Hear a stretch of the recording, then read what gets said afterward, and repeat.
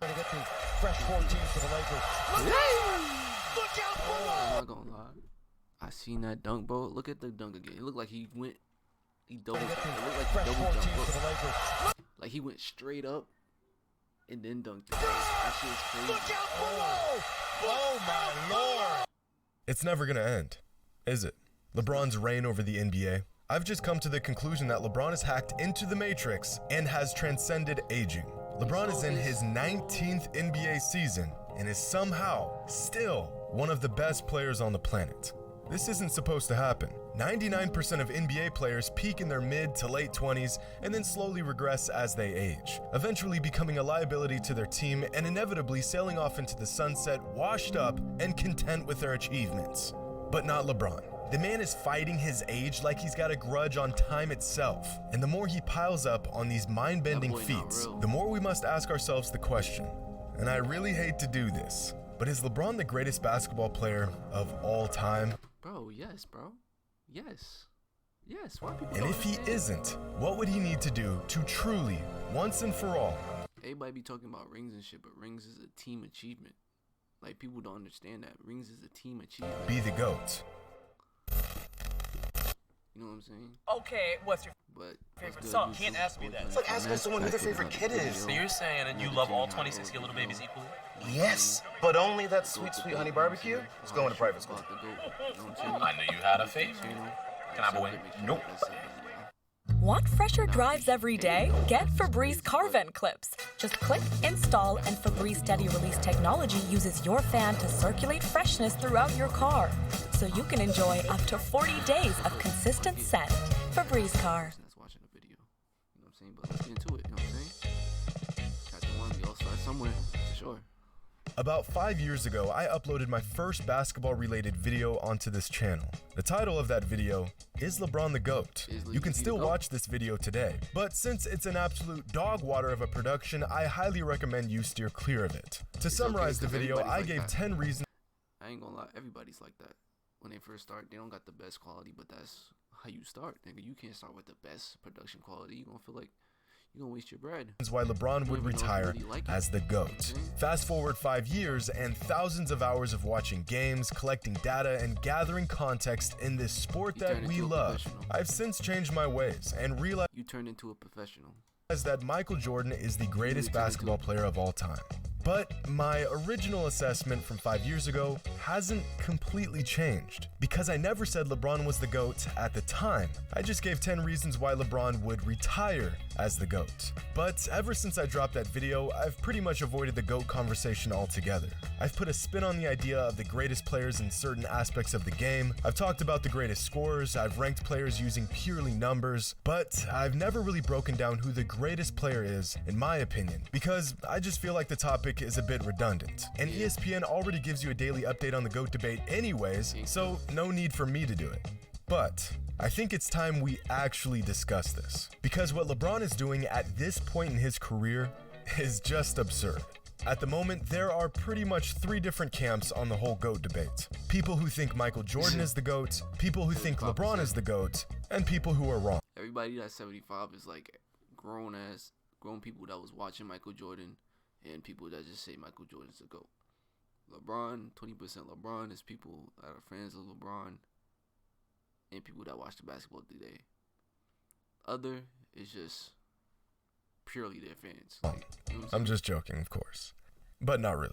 I'd say about 75% of people fall into the MJ's the GOAT category, about 20% of people fall into the LeBron's the GOAT category, and about 5% fall into the other category. Usually these other fans believe the GOAT is Wilt or Kobe or Kareem. There's not many of them, but boy, will they die on that hill.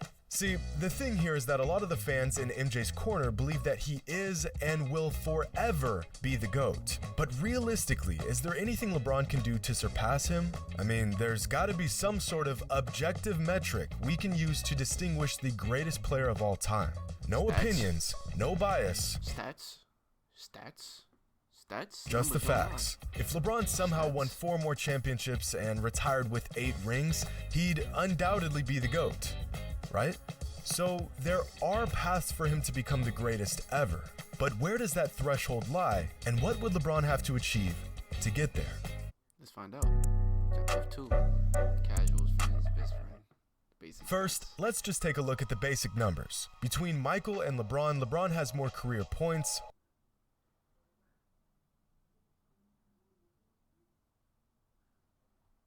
rebounds, assists, blocks, more triple doubles, higher field goal percentage, and a higher three-point percentage. And Michael has more steals and a higher free throw percentage.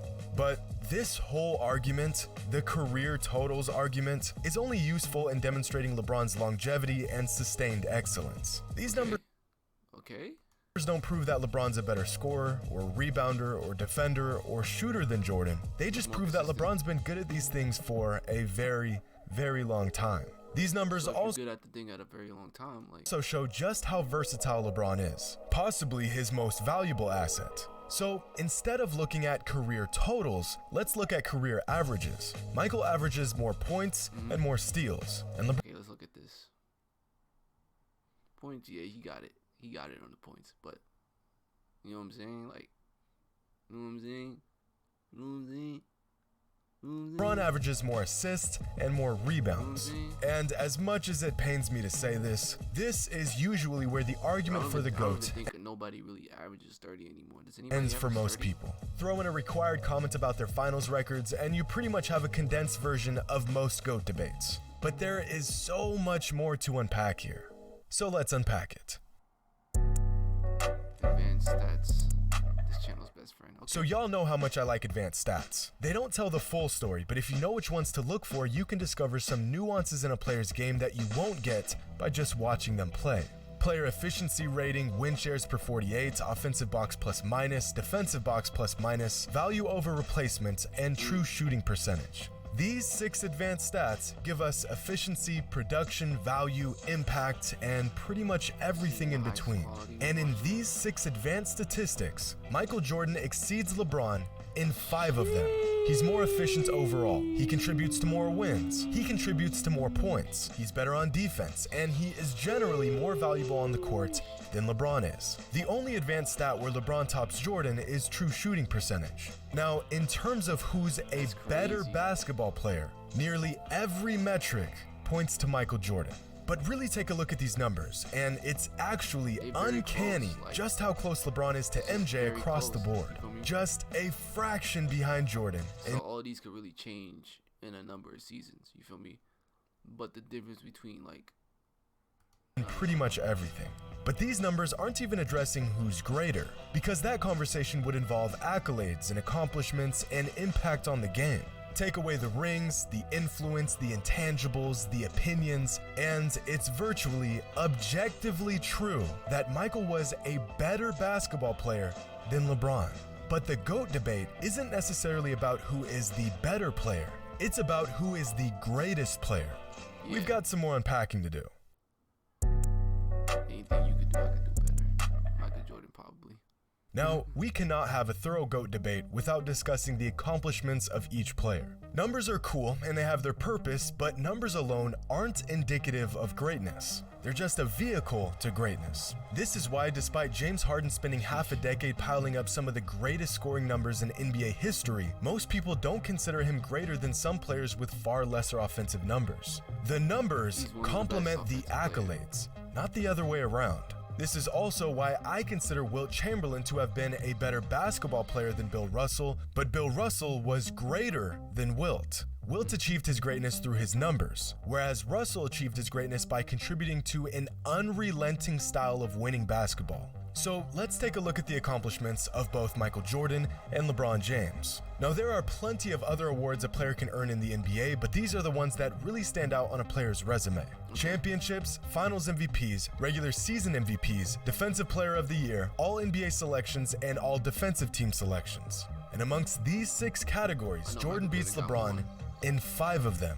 And Michael accomplished all of this in just 15 seasons to LeBron's full 18 seasons. The only category where LeBron outperformed Michael is in All NBA. No disrespect to Michael, but some of them shits, some like this one, maybe this one, you know what I'm saying?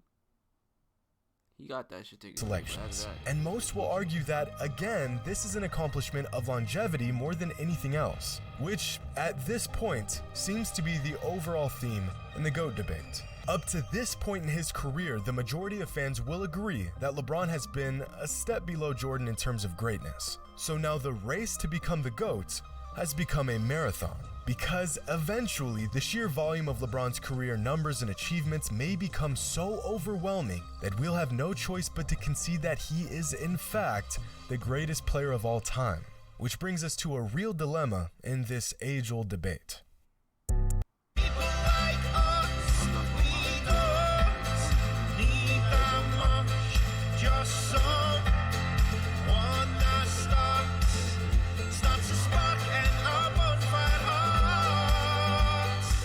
New Febreze Unstoppables Touch Fabric Spray. Just shake and spray to unlock touch-activated scent technology. Hours or even days later, enjoy bursts of freshness with every touch. For long-lasting freshness, grab new Febreze Touch. So you're saying there's still a chance? The flame that burns twice as bright burns half as long. A great quote by the ancient Chinese philosopher Lao Tzu regarding the idea of excellence and the sustainability of it, almost as if you can have longevity or be exceptional, but you can't have both. Now, in the world of basketball and sports in general, usually being exceptional translates to longevity and What do you mean you can't have both? You see what Drake doing? vice versa. Michael Jordan was excellent for 13 seasons in the NBA. His flame was violently bright and it burned for quite some time. But what if there was a flame that burned about 95% as bright and lasted much, much longer? At a certain point, the radiance of even the brightest flame is outclassed by the flame that just won't quit. Of course, LeBron isn't a flame. He's a 6'9", 250-pound freak of nature in basketball shoes, but his light shines about 95% as bright as Michael Jordan's did, and it's lasting a whole lot longer. When does the longevity of LeBron's brilliance simply outmatch the slightly greater but much shorter brilliance of Michael? Because as we've discussed, Mike trumps LeBron in pretty much every single metric other than longevity and overall production. So the real question here is, how much longer will LeBron have to be excellent before the majority agrees that he is greater than Michael was? The man is in his 19th NBA season and he's leading the NBA in scoring. He's still a top 5 player in the league and his bag is getting deeper and deeper with every season. Here's a chart of LeBron's total points, assists, doing stuff like and rebound averages throughout each season of his career. Each point on the graph represents the total average of points, assists, and rebounds for every season of his career. So, for example, this season LeBron is putting up 8, 6, and 30 a game, so his total for the season is 44. Now, in the NBA, anything above a total of 40 is exceptional. LeBron's total production has exceeded 40 in 17 different seasons. Now here's Michael's total average points. Look where the prime is at though. Like, look where the prime is at. 5th year. His best year was his 5th year. His 5th. And it just keeps, it goes down. Go back up. Then goes down. Like, from year 2. Was it? No, year 3 to 5. Year 3 to 6, he went crazy. Assists and rebounds for every season of his career. This is by far the greatest arguments in favor of LeBron in the GOAT debate. The man has simply sustained excellence for longer than Mike did. And although the numbers are just a vehicle to greatness, there has got to be a point where the numbers are just too glaring to ignore. LeBron's numbers are getting to that point. But some fans will argue that there were other players that were still really good this late in their career. You mean like Kareem, or Kobe, or Karl Malone? You see? Whoa, who the fuck was that? In their career. You mean like Kareem? Oh, Kareem. Shit went off the shit. Or Kobe, or Karl Malone? They weren't even close.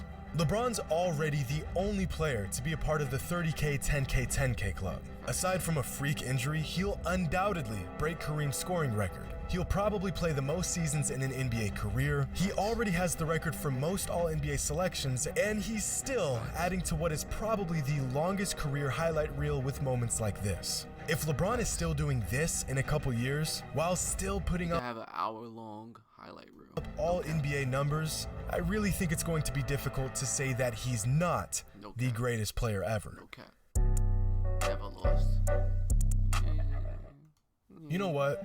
I'm just gonna say it. While LeBron's legacy is growing as he plays more seasons, Michael's legacy would have been slightly diminished if he played more seasons. Of course, this isn't a matter of fact, but all the evidence points towards this assumption. Michael Jordan retiring after playing just 13 NBA seasons in 1998 was the best thing he could have ever done for his legacy.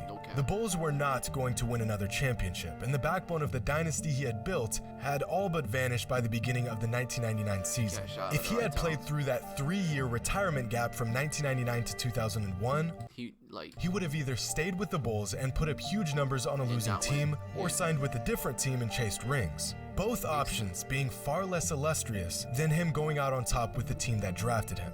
Michael's career was the perfect storm. He was drafted by a franchise that was ready and willing to build around him. He was on a roster that suited his skill sets extremely well, and he and the Bulls peaked right as the dominant teams from the 80s and early 90s like the Lakers, Celtics, and Pistons began to fade away.